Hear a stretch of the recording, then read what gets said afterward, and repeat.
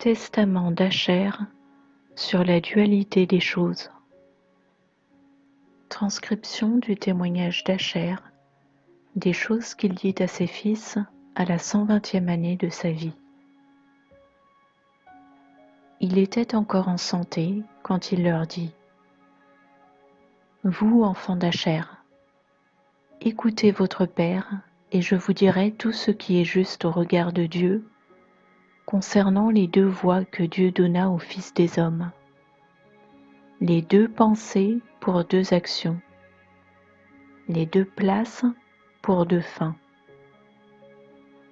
Ainsi donc, toutes choses vont par deux, l'une correspondant à l'autre.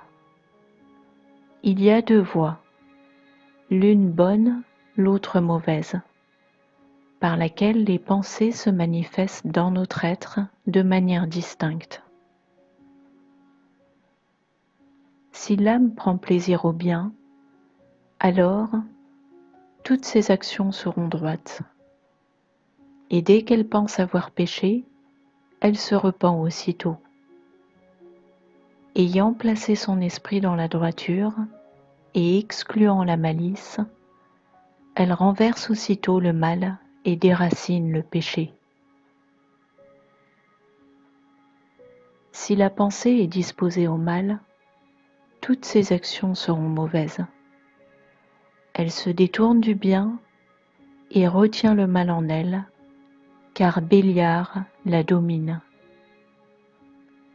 Aussi, elle dénaturera en mal ce qu'elle fait de bien, car à chaque fois qu'elle commence à faire le bien, elle amène la fin de son action à faire mal, car le trésor du mal est rempli du poison d'un mauvais esprit. Il y a l'âme qui dit du bien de quelqu'un qui cause du mal. Or cette façon de faire conduit à la tromperie. Il y a l'homme qui n'a aucune pitié et rend le mal pour le mal.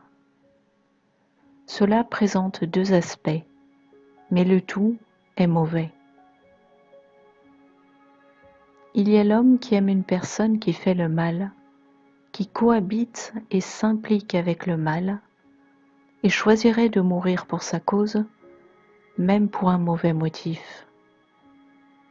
En cela, il y a deux aspects, mais le tout est mauvais, car bien qu'il y ait de l'amour, le tout n'est que méchanceté cachant le mal. Cela donne une fausse apparence de bonté, mais aboutit au mal. Il y a l'homme qui vole et agit injustement, pille et fraude, mais qui néanmoins a pitié envers le pauvre. Cela aussi revêt un double aspect, mais l'ensemble est mauvais. Celui qui fraude son prochain provoque Dieu et jure faussement contre le Très-Haut. Et pourtant, il a pitié des pauvres. Il moque le commandement et provoque celui qui l'a dicté, et pourtant, il soulage le pauvre. Il souille l'âme et rend gai le corps. Il en détruit beaucoup et fait pitié à quelques-uns. Il y a là un double aspect, mais le tout est mauvais. Il y a l'homme qui commet l'adultère et la fornication, mais s'abstient de viande.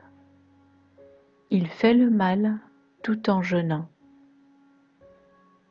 Il en accable beaucoup et pervertit certains par son pouvoir et sa richesse, même si en dehors de son péché manifeste, il pratique le commandement. Cela a un double aspect, mais le tout est mauvais. De tels hommes sont à moitié purs comme le porc ou le lièvre, mais au regard de Dieu, ils sont vraiment impurs, comme il est déclaré dans les tablettes célestes.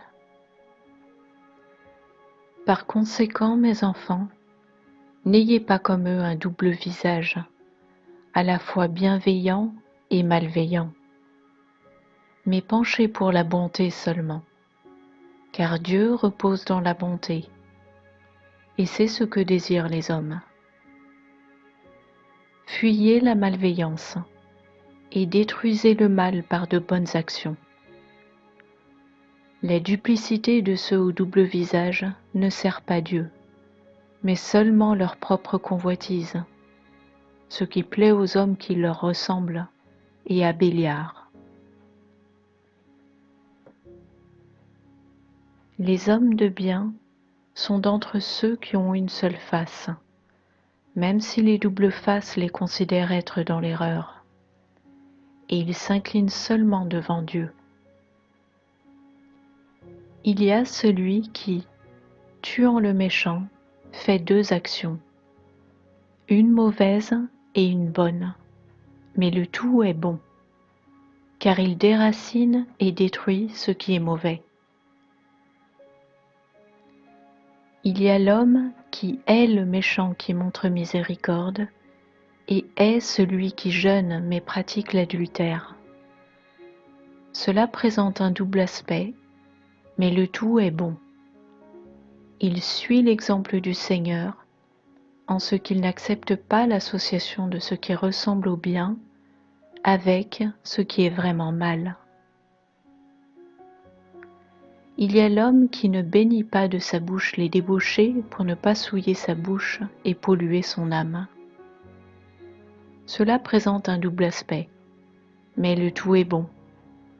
De tels hommes sont comme les cerfs et les biches en milieu sauvage, qui semblent impurs alors qu'ils sont tous purs.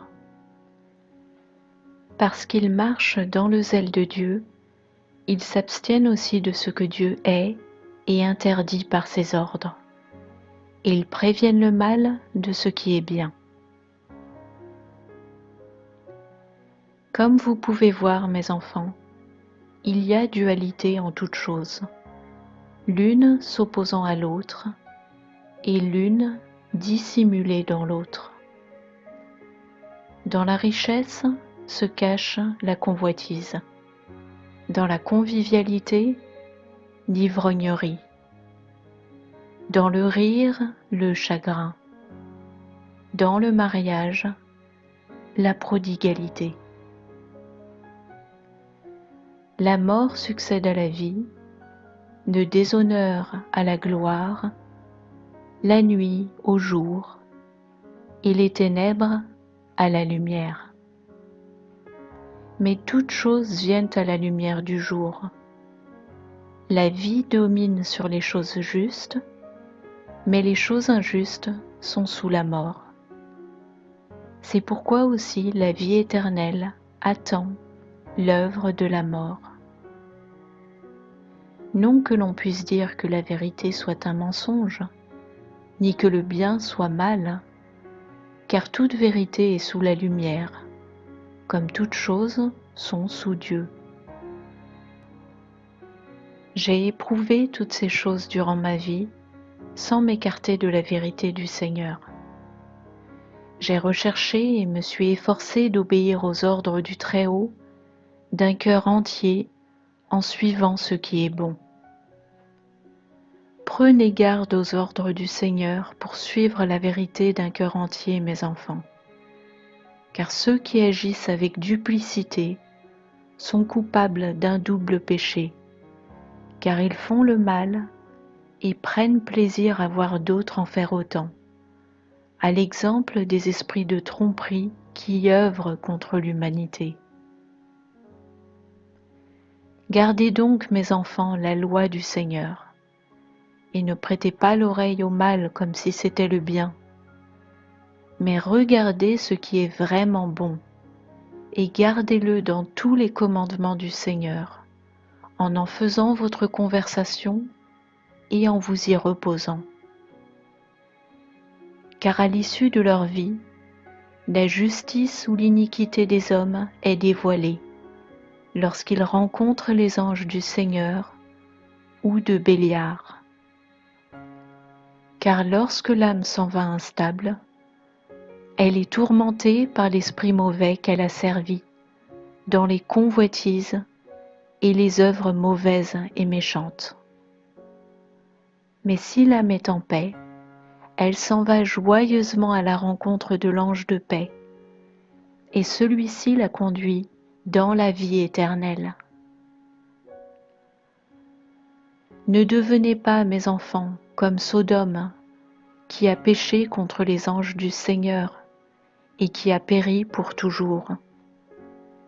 Car je sais que vous pécherez et que vous serez livrés entre les mains de vos ennemis. Votre pays sera dévasté, vos lieux saints seront détruits, et vous serez dispersés aux quatre coins de la terre. Et vous serez réduits à néant, disparaissant comme de l'eau dispersée, jusqu'à ce que le Très-Haut visite la terre, qu'il vienne lui-même sous la forme d'un homme. Il mangera et boira avec les hommes de paix, et il brisera la tête du dragon par l'eau. Il sauvera Israël et tous les païens, toutes les nations. C'est pourquoi, vous aussi, mes enfants, dites ces choses à vos enfants, afin qu'ils ne lui désobéissent pas. Car j'ai lu dans les tablettes célestes que vous serez désobéissants en effet, et que vous agirez de manière impie, ne tenant pas compte de la loi de Dieu, mais des commandements des hommes, étant corrompus par la méchanceté. C'est pourquoi vous serez dispersés comme Gad et Dan, mes frères, et vous ne connaîtrez ni vos terres, ni votre tribu, ni votre langue. Mais le Seigneur vous rassemblera dans la foi, par sa tendre miséricorde, pour la cause d'Abraham, d'Isaac et de Jacob. Et quand il leur eut dit ces choses, il ajouta : Enterrez-moi à Hébron. Il tomba alors dans un sommeil paisible et mourut à un âge avancé. Ses fils firent ensuite comme il leur avait demandé. Ils l'emportèrent pour le placer avec ses pères.